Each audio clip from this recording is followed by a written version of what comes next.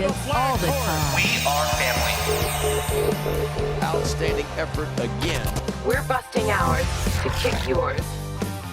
That's big time. -15. Respect all, fear none.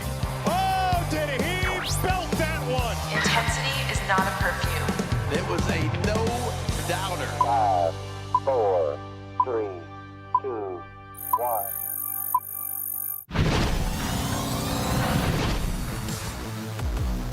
We are up in the bird's nest here at Oriole Park at Camden Yards. I'm Brendan Mortensen alongside Annie Claff, back after a long holiday hiatus.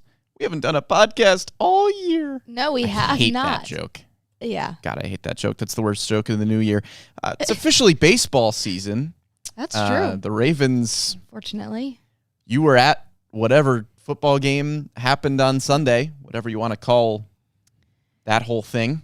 Yeah. Eventful few days in Ravensland. Very eventful. I was in Pittsburgh for the gut-wrenching end to the season. Was accosted by several Pittsburgh Steelers fans for wearing Ravens jerseys, but that's okay. Kind of, not really, but, I may not ever go back to the city of Pittsburgh. Well, it wasn't again. a good experience. No, it was not a good experience. Say that.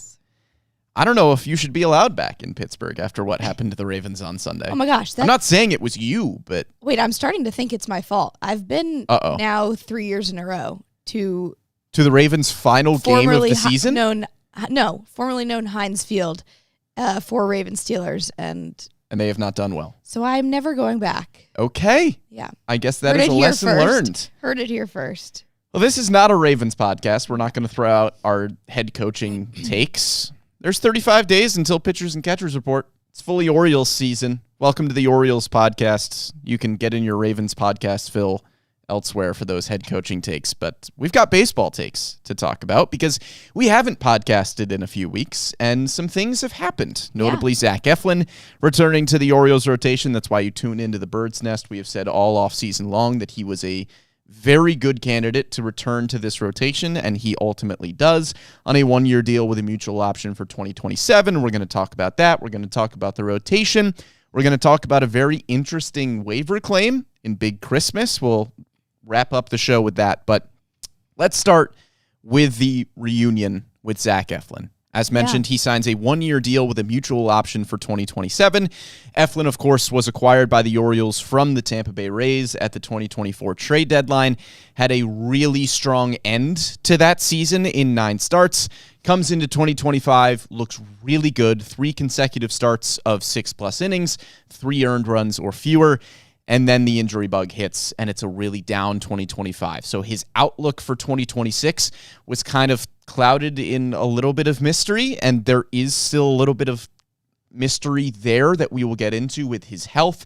He underwent major back surgery at the end of last season that he says he's hopefully ready for opening day. We'll get into that a little bit more, having now heard from Zach Eflin after his signing, but it's a low-risk, high-upside signing here for the Orioles. Yeah, and it's really unfortunate, too, when you look back at Zach Eflin's 2025 season, because he was one of those guys, similarly with Grayson Rodriguez, that was supposed to lead the pack for the Orioles rotation last year. And then, obviously, a bunch of injuries, like you mentioned, hit him.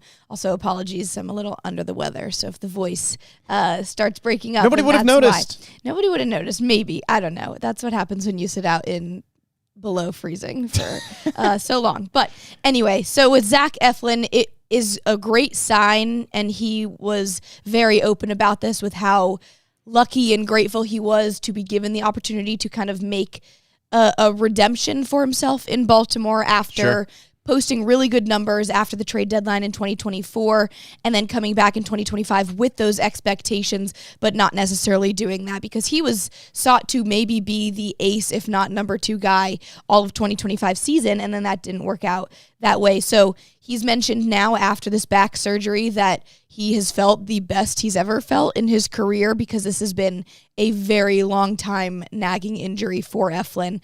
And you kind of feel really happy for him that he also feels delighted to be brought back to Baltimore. Yeah, and he did say, too, like you mentioned, it's a little bit of a redemption for him because this team brought him in 2024 to not necessarily be the guy.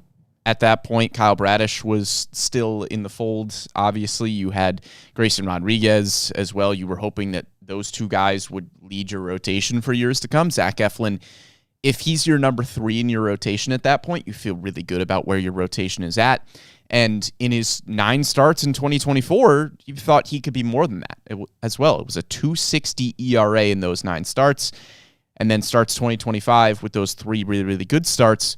Then he gets shut down with a lat injury, comes back in May and has a 7.16 ERA in 9 starts. And it just very clearly was not the same Zach Eflin. He didn't have the same kind of command. Yeah, the velocity and everything was still there. It just didn't look like the same pitcher that we had come to know, even for a brief stint in Baltimore. Goes down on the injured list with a back injury, comes back, makes 2 more starts, and then gets shut down again with that back injury and eventually needs surgery. And he mentioned, too, there were probably some starts in 2025 that he shouldn't have made. Yeah. I imagine he's probably alluding to that stretch of 11 starts in the middle of the season, whether that it's that entire stretch or maybe the 2 starts where he comes back and then immediately has to go on the injured list again. But he did say, yeah, there's the competitive side of me that just wants to be out there and wants to push through. But this was the first season, he said, where he really just couldn't push through the back injuries anymore. He basically said this was something that's been nagging him for about 10 years. Yeah. And dating back about 10 years, it's something that he has just had to manage and push through. And he has been on the injured list pretty frequently throughout his career, at least at one point, for an issue with his back. And so he gets this surgery. It is a pretty major surgery with a somewhere in the 4 to 8 month recovery period. He's at about month 5 right now. So as we approach spring training, Eflin said that he feels ready to go, that he feels good, that he's hoping to be ready for opening day. But it was a major back surgery that he underwent. And hopefully all things as it looks right now, he had a bullpen yesterday. We don't know exactly how that went, but it was scheduled for yesterday. Guess no news is good news at this point. We're going to have to see how he ramps up at spring training. But if you get a healthy version of Zach Eflin close to what we saw at the back end of 2024, yeah, this isn't maybe the splash in the starting rotation that many Orioles fans were looking for. Those guys are still available, by the way, at the time that we are doing this podcast. Framber Valdez, Ranger Suarez are still on the free agent market. So it's not that kind of splash, the caliber of those guys. But if you get a healthy Zach Eflin, like that's a good number 3, a really good number 3. Especially because if this has been a nagging injury for about 10 years right now, we've never really seen a healthy Zach Eflin. And that's even a guy who's posted some of the best walk rates in Major League Baseball since 2021. He's been upwards of the top 9% in that walk rate category since 2021, which is incredible from a guy who's been dealing with an injury that he called taking a lighter to his back, is what it felt like, which is insane to think about. Yeah, not so good when you're describing it like that. He described it recently, too, and what he was dealing with in the 2025 season as basically waking up every morning and somebody takes a sledgehammer to your lower back.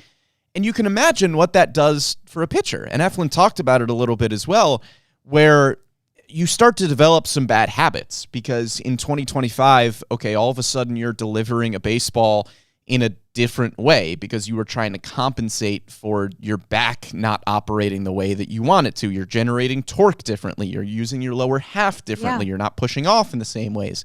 And so he is probably going through this offseason, which he alluded to, in a very different way where he can get back to the arm slot that he wants to be at, to the mechanics that feel natural for him as a pitcher. And so I don't want to totally just start chugging away on this hype train here and say that this is going to be a steal of a signing and all this and all that. But again, if Zach Eflin... I do want to jump on that You're hype on the hype train, sure.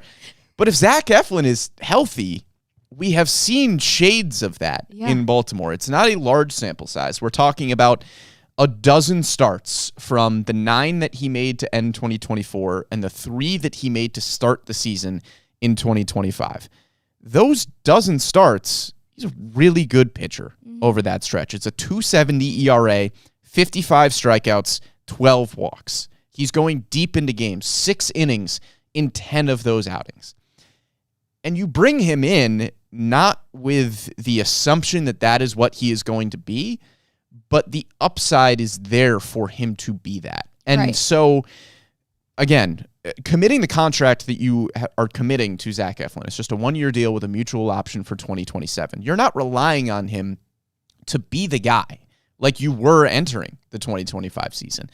You're hoping that Zach Eflin at this point can be your number 3, number 4, number 5 sort of starter, somewhere in the mix with Shane Baz and Dean Kramer. But there's a real possibility that he gives you a lot more than that. Yeah. And speaking of Shane Baz, too, I mean, those two were together in Tampa Bay.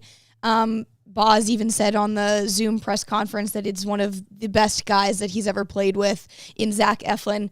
So you're excited to get those two back together, but also with Shane Baz coming back from injury, his Tommy John surgery in 2022, and then posting 31 starts last year. So you're getting some more consistency out of Shane Baz that you're hoping for, and then hoping to get that out of Zach Eflin too, because the last time that Zach Eflin posted more than 30 starts was in 2023, and you're hoping now that when you have him at his peak health, not having to deal with this back injury, that you can get some more consistency out of him at the back end of the rotation, in the middle, wherever it is. Yeah, and it's not surprising to hear that from Baz. Yeah. Eflin is, by all accounts, a really great clubhouse guy. He loved it here. It was no secret that he wanted to be back. He said as much at the end of the 2025 season. And two, just on a personal level, a back injury like that, it's not like Tommy John where that is impacting you as a baseball player. Right. Just on a human being level, really happy to hear from Zach Eflin and hear that he can pick up his kids the way that he wants to and play on the ground with them and all of those things. Just like Zach Eflin is a good dude. All of our interactions with him and with the rest of the media members has been outstanding. He is loved in that clubhouse for a reason. And so just on a human level, very happy to hear that he can do the things that he wants to do as a father outside of baseball. It just sounds like this surgery was something that really needed to happen for him on a bunch of different levels. And hopefully he gets back to playing the level of baseball that we have seen Zach Eflin play, but just happy for the dude as a dad as well. Yeah, especially because of how many times he brought up how he's so much more a quality of life type of guy. And so when you hear that a surgery like this went well when he's been dealing with it for the better part of 10 years is extremely positive news. I, for one, would not be surprised if we see an even better Zach Eflin than what we've seen before, even though he's still 31 years old. It's still not that old to begin with. So I would not be surprised if we see an improved version of Zach Eflin. Obviously, it's going to be, like you mentioned, high upside, low risk at this point because you don't really know what you're getting because it was such a major injury, major surgery, and lots of things to kind of fix that arm slot, the torque, everything of that nature. But I also wouldn't be surprised if things work out the way that they were intended to. Yeah, and if everything goes the way that Eflin seems to think that they are trending and he is ready for opening day, that is a really good number 3, number 4 type of starter to add to this rotation. But I do almost want to modify my take a little bit in the high upside, low risk category because there is some inherent risk, obviously, with somebody coming off a major back surgery. It sounds like everything is going well and he is on the right track. We have yet to see him pitch in spring training. We have yet to see him pitch in a regular season game. The low risk aspect of it comes in the commitment that you gave to him, right? It's a 1-year deal, mutual option for 2027. From that aspect of it, it is low risk. But there would be some risk if you are banking on Zach Eflin being the guy to post 30 starts for this season, which I don't think the Orioles are doing. By all accounts, it does not sound like the Orioles are done. The rotation at this point is in a pretty solid spot, but I don't think it is 100% complete. We're slotting Zach Eflin in there right now. If you're following along with us live on YouTube and Facebook, or after the fact, just watching the video of this podcast, you can see what the rotation looks like right now. Kyle Bradish and Trevor Rogers at the top, the recent trade acquisition of Shane Baz, the recent free agent signing in Zach Eflin, and then Dean Kramer rounding things out. Assuming all of those guys are healthy, assuming all of those guys post 30-plus times, that would be a minor miracle given the Orioles' recent injury, lack of luck in the starting rotation. But assuming guys like Bradish can post 30 starts coming off of a Tommy John surgery, Eflin can post 30 starts coming off of a major back surgery, Shane Baz can post 30-plus starts when he has only done that one time in his career. Making that assumption for all of those guys is a risk that I don't think the Orioles are going to take. And so as good as this rotation might look right now on paper, you have the massive upside of Kyle Bradish, who is a former top 5 AL Cy Young finisher. Of course, the upside of Trevor Rogers, given the 1.81 ERA that he posted a season ago. Shane Baz, a former top prospect in all of baseball. Zach Eflin, we know what he can be when he's healthy. Dean Kramer, if he's your number 5, you feel really good about that. Right.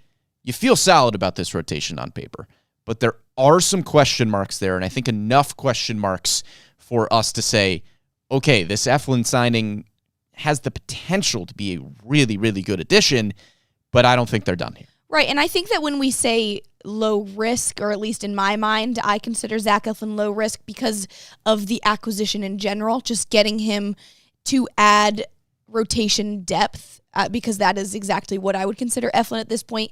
Whereas going into 2025, I would have said, okay, that's a front end of the rotation piece. In Zach Eflin right now, it is a rotation depth piece just because of the nature of the injury and everything that he's had going through 2025 and this offseason. So I think in that sense of the term low risk, that's what I would say is like, okay, you're just adding Zach Eflin in a 1-year deal, $10 million to provide depth. You don't necessarily know if it's going to be 2024 form or 2025 form, but you're going to take that risk to add him into the back end of the rotation.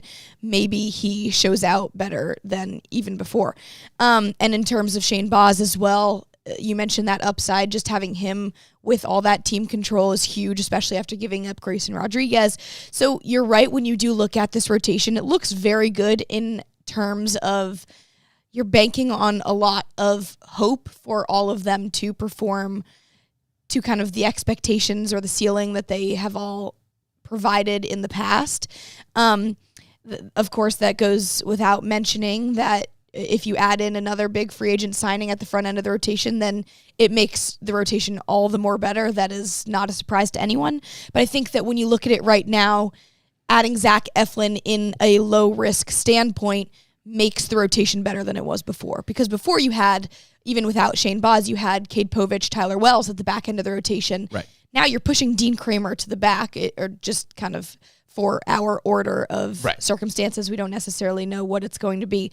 But you're putting Dean Kramer, that was at number 3, and then Tyler Wells, Cade Povich, now looks a lot better with Shane Baz, Zach Eflin, Dean Kramer, whatever order that is. Yeah, it's funny. Dean Kramer is almost a barometer of how good you feel about this rotation because, again, this is nothing against Dean Kramer. If Dean Kramer is your number 3, you might need some additions to the starting rotation. Not that you feel horrible about Dean Kramer as your number 3 starter, but you feel really good about Dean Kramer being your number 5 as that you have added to the rotation. But if there's one thing that I've learned about us making Orioles starting pitching graphics, it's that it never turns out like the graphic. It makes me think of 2024 when we posted the rotation graphic and it looked unbelievable. I mean, it was Corbin Burns, Grayson Rodriguez, Kyle Bradish, Dean Kramer, John Means. You had Cole Irvin in there. You had so many options in there where you were like, wow, this is going to be an unbelievable rotation. And then the rest of 2024 happened. So I think that just goes to show that as good as a starting rotation can look on paper, you are going to need a lot more than the 5 guys that we are showing if you are going to get through a full season. And you don't have to look further than what the Orioles had to do last year with 16 different guys making a start. It's not going to be the 5 that we just showed.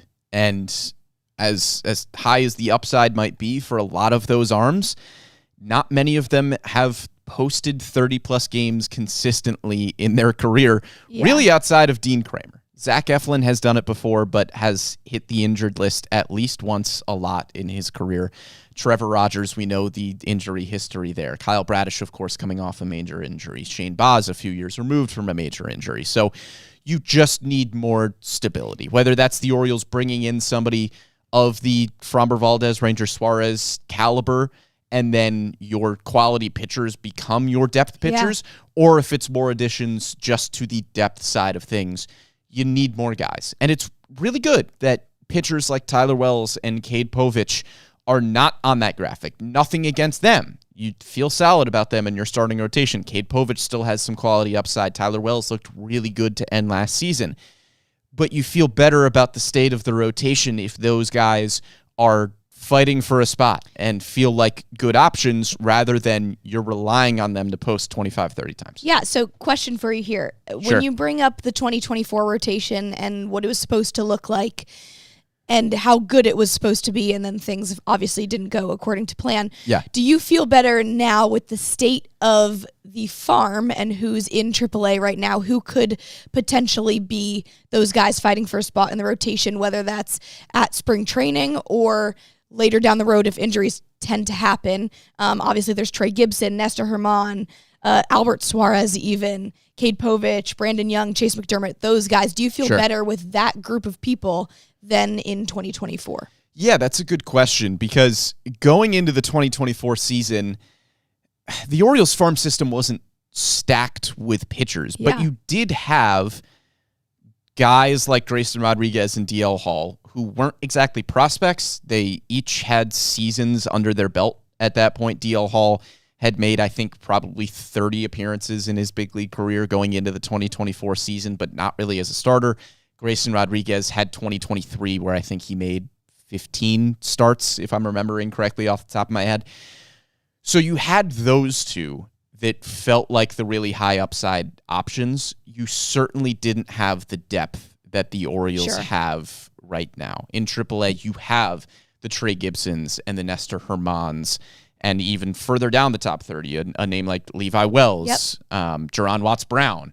You have plenty of those guys that could factor their way into the rotation conversation as you look further down the line into the season. In 2024, you also had Cade Povich and you had Chase McDermott, who were in that conversation as well. So I think it's a little bit different. Grayson and DL probably didn't factor into that farm system conversation at that point, even though they were younger pitchers.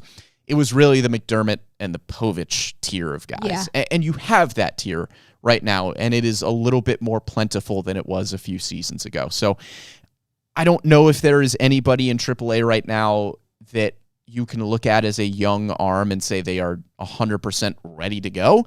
Trey Gibson still needs to prove it a little bit, as does Nestor Herman, as does Jaron Watts-Brown. They need to have some success at that level before they work their way into the rotation conversation at the big leagues.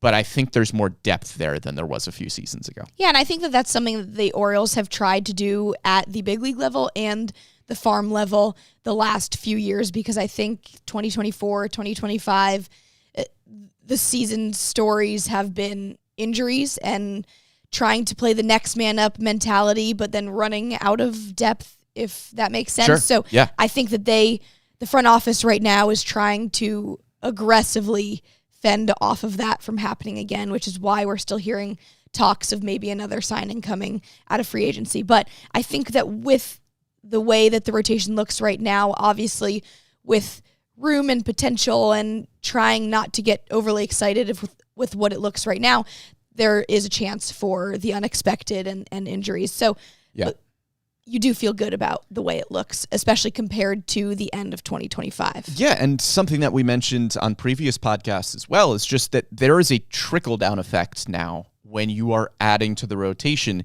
especially when you're looking at guys like Albert Suarez and like Tyler Wells, who have bullpen experience. They have experience being good, high-leverage arms. That makes your bullpen look a lot better. I would not be surprised if Albert Suarez makes this team as a bullpen arm. Tyler Wells, if he doesn't make the rotation, is a really good high-leverage reliever or a swingman, whatever role you want to have him in. And now, all of a sudden, a bullpen that you haven't literally added to by signing bullpen arms outside of signing Ryan Helsley and acquiring Andrew Kittredge via trade. You haven't made a ton of moves there, but the moves that you're making in the starting rotation are pushing quality arms into the bullpen. Right. And so now, all of a sudden, in the pen, you're looking at Helsley and Kittredge. Keegan Aiken, we knew, was a lock. And then all of a sudden, you add Tyler Wells and Albert Suarez in there, who you probably don't count on to make the starting rotation at this point. Those are really good bullpen arms. Right. And then you're competing for those final spots. Dietrich Enns, Rico Garcia, Cade Stroud, some of the minor leaguers that we like to throw Chase out. McDermott, Anthony maybe. Nunez, Chase McDermott, Tyson Neighbors. You now have a competition for those last few spots in the bullpen because of the trickle-down effect from the starting rotation. And I know we've gotten some questions about, hey, do they still need to sign another bullpen arm? You kind of are by signing rotation pieces. You're just pushing quality arms into those roles. So it's addition by addition, I guess. Yeah, I would be surprised if they went out and made a whole new bullpen signing just with the way I think you could still probably use a lefty, but I would be a little bit surprised. You certainly could. Yeah, of course. But maybe if they make a big splash in the free agent market in the starting pitching section, you have more trickle down. Right. So we shall see what happens there. But I think you are progressively feeling better. When you feel better about the rotation, you're feeling better about the way that the bullpen is shaping out as well. Yeah, 100%. I do want to address one question that we got on Facebook from Mark. Hard to fathom why Suarez or Valdez aren't done at this point. Yeah, I think that's fair. It's relatively unprecedented to see arms like that still be available as the calendar turns to January. It makes me think a little bit of the Jordan Montgomery situation, where if you remember a few seasons ago, Jordan Montgomery was looking for a 6-7 year deal. I forget exactly what his numbers were in his walk year, but he had a really, really good season. I think 2 good seasons back to back where you could look at Jordan Montgomery and go like, man, that's going to be a dude. Sure. From his time in St. Louis and then the move to Texas. And then he's available for a long time in free agency before kind of settling for a deal with Arizona. I don't think that Valdez and Suarez are going to necessarily settle, but I think they're probably higher quality pitchers than Montgomery was coming out, because Montgomery had the really, really good season in, I believe, 2023, maybe 2022 as well. He didn't have the track record of Valdez and Suarez. And so I think Suarez and Valdez, you probably feel better about them if you are a team looking for a free agent pitcher. But I do think it is the same kind of situation where you're talking about a 31-year-old left-handed pitcher that wants 6 or 7 years. 6 or 7 years is a lot of years. And so I think teams are just a little bit cautious to hand those sorts of contracts out. I still think there is a chance that Suarez and Valdez could get those sorts of deals. I would be surprised at this point if the years get up to the 7 point. Maybe we're looking at 5 or 6 as the year goes along, or maybe you're looking at a Blake Snell situation where they don't get the massive long-term extension they're looking for. They take a 1 or 2 year or 3 year contract with a really high average annual value with a bunch of opt-outs in there. Sure. Where if they have another really, really good season, they can opt out then and then look for the long-term contract like Snell did in LA.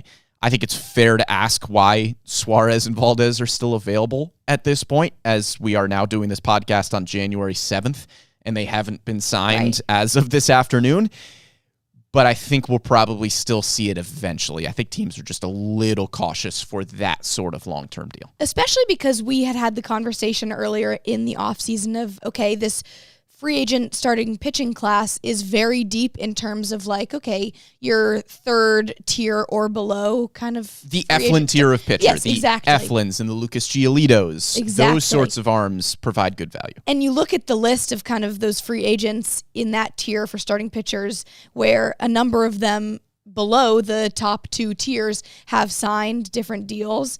And then you kind of go up to the top, and it's a lot more gaping of a hole, most notably the Framber Valdez and Ranger Suarez. But it is a very interesting way of how the offseason has shaked out in terms of, okay, the guys with a lesser annual value or shorter term contract are getting taken off the board way sooner than the big splash names. Zach Eflin's still available as Yeah. well. That's another big name starting pitcher. Yeah. I went back, this was about a week ago or so, I went back and tried to find a starting pitcher that had signed a contract worth over $100 million This late? this late, dating back to 2021. I could not find one that signed after January 1st for more than $100 million. That's interesting. So this is very unprecedented, Yeah. and it's a fair question to ask. So those guys still available. The Orioles could still add that tier of pitcher. I think they will probably still add some other starting pitcher. But as of right now, when you're looking at it on paper, the Orioles have a starting rotation that can compete in this division. Shane Baz, Zach Eflin are 2 really good additions if they are healthy, posting as often as you hope they can. I don't know if the Orioles are going to bank on that, and I think they will probably add more arms to this rotation possibility as well. But as we get closer to spring training, the thing that we continue to harp on is you need more depth, you need more depth, you need more depth, you need more options in the starting rotation because you are not going to get through the season with 5 guys. There are now realistically 8 guys that you feel comfortable making starts for this team, potentially more if we see good seasons out of some of the prospects that are in AAA Norfolk at this point. So you feel a lot better about it right now than you did a few months ago as we head into get closer here to spring training. Yeah, certainly. Speaking of depth, Okay. we don't usually talk about waiver claims on this podcast because oftentimes the waiver claims don't amount to a ton, especially when the Orioles are as competitive as they hope to be in 2026. Maybe these guys don't make the team. Maybe this guy doesn't make the team, but it was a fun name, and I wanted to talk about it because it's a really interesting story as well. Jhonkensy Noel, or as you might know him, Big Christmas, Yeah. a waiver claim by the Baltimore Orioles from the Cleveland Guardians. If you are a giant Yankee hater, which if you are listening to this podcast, you probably are, you might remember him from the 2024 ALCS, where in Game 3, he hits a game-tying 2-run homer in the bottom of the 9th off Luke Weaver. It was just a tank to left field. And you probably saw Big Christmas, and you're like, that dude's a tank, because he had a heck of a series in the ALCS. He had a really good rookie season. It was 67 games, an OPS of 774, 13 home runs. He was just 22 years old. You probably thought to yourself that the Guardians have a middle-of-the-order lineup for a bunch of years to come.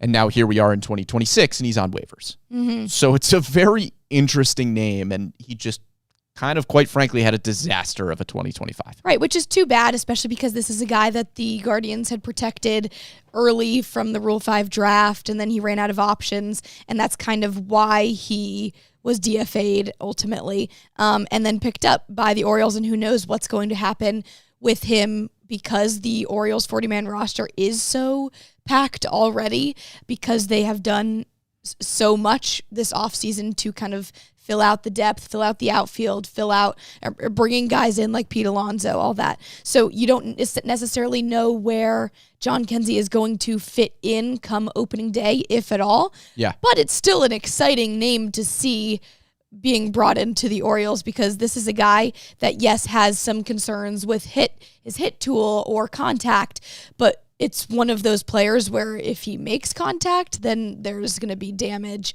I mean, his barrel rate was an average of 14.5% in 2024 and an average bat speed of 78 miles per hour. The dude swings the bat with such ferocity. So much. And he's a large man. He is nicknamed Big Christmas for a reason, not just because his last name is Noel. It's a big Christmas. Yeah. But 2025, the concerns with the hit tool are, I think, putting it very kindly, he's got to fix what happened in 2025. It was 70 games, a negative 1.4 baseball reference WAR. He hit 162 with a 183 on base percentage, slugged 297 with a 480 OPS. Yeah. There is, unfortunately, for him, a reason that he was on waivers. The Guardians tried to send him back down to AAA multiple times to get the swing decisions ironed out, and it just didn't pan out for him at the big league level. He runs out of big league options, and that's why he is on waivers. But that season last year, it was a 34% strikeout rate and a 2.6% walk rate. You can't do that. No. Among batters with 100 plate appearances last year, he swung at the highest percentage of pitches out of the zone at over 51%. You can't swing at 51% of pitches out of the zone. It's not rocket science, not news that I'm breaking here. Nobody else in baseball with at least 100 plate appearances broke that 50% threshold outside of John Kenzie Noel. His contact rate on those swings among hitters with 100 plate appearances was 424th.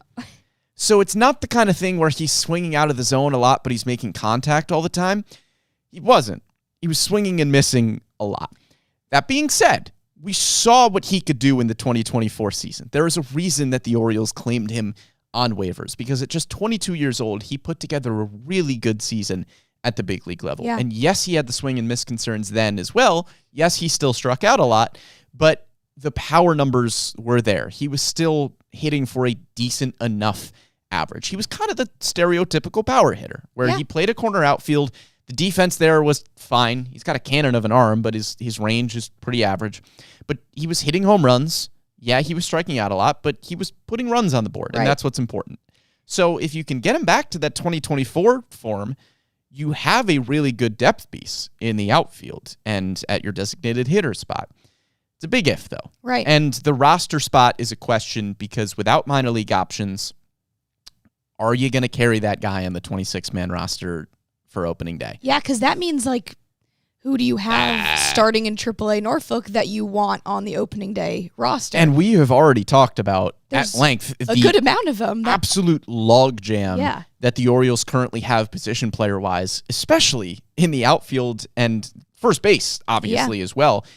If there are no trades or injuries or anything like that, we're talking about a position player bench that potentially doesn't include Kobe Mayo, despite the really, really good September that he put together last year.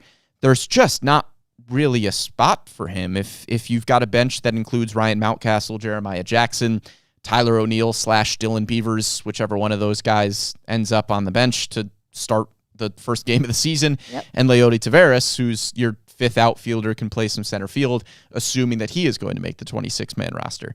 That doesn't even include Kobe Mayo. So finding a place for John Kenzie Noel on a bench that doesn't even include Kobe Mayo is a hard proposition. Right. And especially because, like, Kobe Mayo has so much more upside and potential still. Yeah. And with John Kenzie, you have, you tweeted this out, you said it's very low risk but very high reward, and I think that that's the perfect way to put it for picking up someone like John Kenzie Noel. But when you think of the risk in not starting Kobe Mayo on the 40-man roster, with all due respect to John Kenzie Noel, there's not a world where he gets a roster spot over Kobe Mayo in my eyes at this point. I agree completely. So I think that when you think about the likeliness for the Orioles to potentially, we see John Kenzie Noel back on waiver claims and then hoping that he clears them, is probably pretty likely. The high upside that I'm alluding to there is, A, he finds a way to get back to his 2024 form, and B, you can sneak him through waivers. Yes. Because I think best case scenario here is that you have somebody that can go down to AAA, work out some of the issues that he had at the big league level, as he tried to do in Cleveland as well, and then maybe gets back to a point where he either gets the call because he is just mashing at AAA, or there's an injury and he is solid depth, whatever it may be. He was putting up good numbers in AAA a season ago in the Guardians organization. It was a 273 batting average, an 831 OPS in 61 games down there. There's a reason that he is not getting a roster spot at the big league level, and there's also a reason that he was claimed on waivers. He's just one of those tweeners at this point. If he can fix some of the swing and miss and chase issues, the Orioles, we know, organizationally, they harp on swing decisions. Yeah. So maybe this is a good place for him to be, and hopefully he can pass through waivers, stay in AAA, work on those swing decisions, and become a quality depth piece down the road and maybe show some of that upside that he showed in 24. Regardless of what happens with him, the max exit velocity of 117 miles per hour off the bat in 2025, which was in the top 2% of MLB, is something to be excited about. Yeah.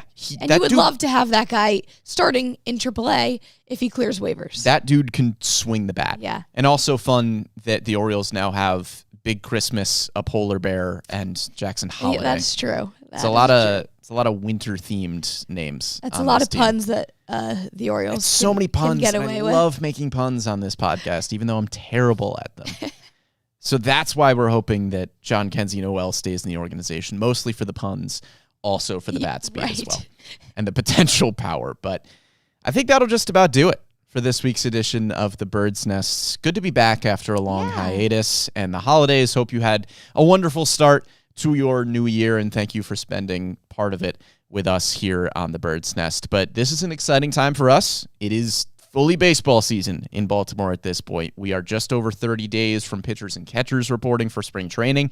We are going to be full speed ahead here on the podcast, breaking down everything that you need to know roster-wise, moves that the Orioles are potentially still making. We're going to have some fun podcast episodes as well. We still have yet to do our annual big old fantasy draft episode, which we're not going to reveal the theme of the fantasy draft quite yet, but just know that is coming at some point, maybe in the next month or so.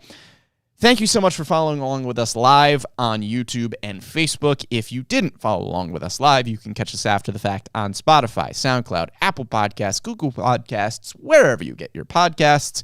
You can find us here on the Bird's Nest. Big thank you to Amy Jennings behind the scenes for producing this one. For Andy Claff, I am Brendan Mortensen, and we'll catch you next time.